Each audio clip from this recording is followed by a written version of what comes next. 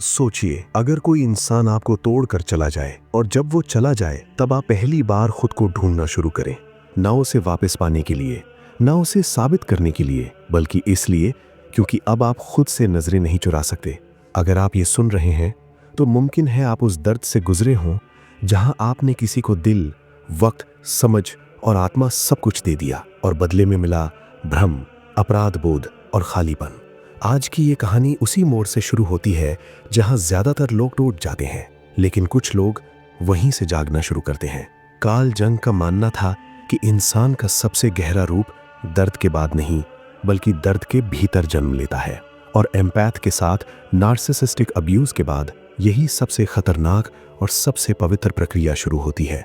Empath वो होता है जो महसूस करता है, जो दूसरों के दर्द को भी अपना मान लेता है, जो रिश्तों में खुद को पीछे रख देता है सिर्फ इसलिए ताकि सामने वाला सुरक्षित महसूस करे।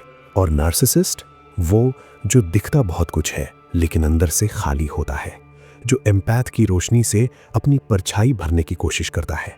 जब ये दोनों टकराते हैं तो रिश्ता नहीं बनता, एक मनोवैज्ञानिक जाल बनता है जहां एम्पैथ धीरे धीरे खुद को खो देता है और नार्सिसिस्ट खुद को बड़ा महसूस करता है। लेकिन असली कहानी रिश्ता टूटने के बाद शुरू होती है। जब नार्सिसिस्ट चला जाता है या एम्पैथ उसे छोड़ देता है तो बाहर से लगता है कि सब खत्म हो गया, लेकिन भीतर एक युद्ध शुरू होता है। एम्पैथ खुद से सवाल पूछता है, क्या मेरी गलती थी? क्या मैं ज्यादा सेंसिटिव था? क्या मुझे और सहना करना चाहिए था? क्या मैं ही समस्या था? यही वो जगह है जहां ज्यादातर लोग वापस उसी दर्द में लौट जाते हैं, क्योंकि खालीपन परिचित दर्द से भी ज्यादा डरावना लगता है। लेकिन जंग कहता है यही वो द्वार है जहां से इंडिविजुएशन शुरू होती है, यानी खुद बनने की यात्रा।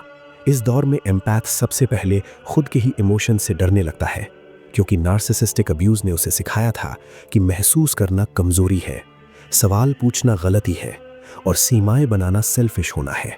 एम्पैथ को गिल्ट दिया गया हर बार जब उसने अपनी जरूरत रखी, उसे साइलेंट ट्रीटमेंट मिला जब उसने सच बोला, उसे कंफ्यूजन में डाला गया जब उसने क्लैरिटी मांगी। अब नार्सिसिस्ट तो चला गया, लेकिन उसकी आवाज एम्पैथ के दिमाग में रह जाती है। यही वो साइकोलॉजिकल घोस्ट है जिसके बारे में कोई बात नहीं करता। एम्पैथ बाहर से आजाद होता है, लेकिन भीतर अभी भी कैद। कार्ल जंग इसे शैडो का खेल कहता है, जहां वो सब कुछ जो हमें कभी दबाने पर मजबूर किया गया अब अंधेरे से बाहर आने लगता है। गुस्सा, नफरत, ईर्ष्या, थकान, खुद के लिए खड़े होने की इच्छा। एम्पैथ को सिखाया गया था कि ये सब गलत है, लेकिन सच ये है यही इमोशंस उसकी आत्मा की रक्षा करना चाहते हैं। इस स्टेज में एम्पैथ को लगता है कि वो बदल रहा है, कि वो पहले जैसा नहीं रहा, कि शायद वो कठोर हो रहा है। लेकिन वो कठोर नहीं हो रहा, वो स्पष्ट हो रहा है।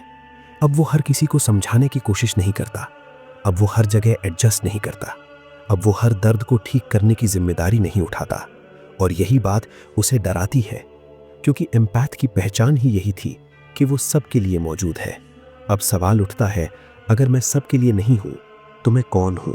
यही वो क्षण है जहां ज्यादातर लोग रुक जाते हैं और कुछ लोग भीतर उतरते हैं। जंग कहता है जो अपने शैडो से भागता है वो उसे डेस्टिनी की तरह जीता है, और जो उसे स्वीकार करता है वो उसे विजडम में बदल देता है। एम्पैथ का अंतिम रूप कोई एंजेलिक रूप नहीं होता, वो ज्यादा अच्छा इंसान नहीं बनता, वो ज्यादा सहने वाला नहीं बनता, वो पूरा इंसान बनता है। इस यात्रा में एम्पैथ सीखता है कि एम्पैथी का मतलब सेल्फ इरेजर नहीं है, प्रेम का मतलब सेल्फ बिट्रेयल नहीं है, और करुणा का मतलब खुद को जलाना नहीं है। लेकिन ये समझ एक दिन में नहीं आती, ये हर ट्रिगर, हर फ्लैशबैक, हर अचानक उठने वाले दर्द से गुजर कर आती है। और सबसे बड़ी बात, इस स्टेज पर एम्पैथ को नार्सिसिस्ट से नफरत नहीं रहती, लेकिन मुंह भी नहीं रहता।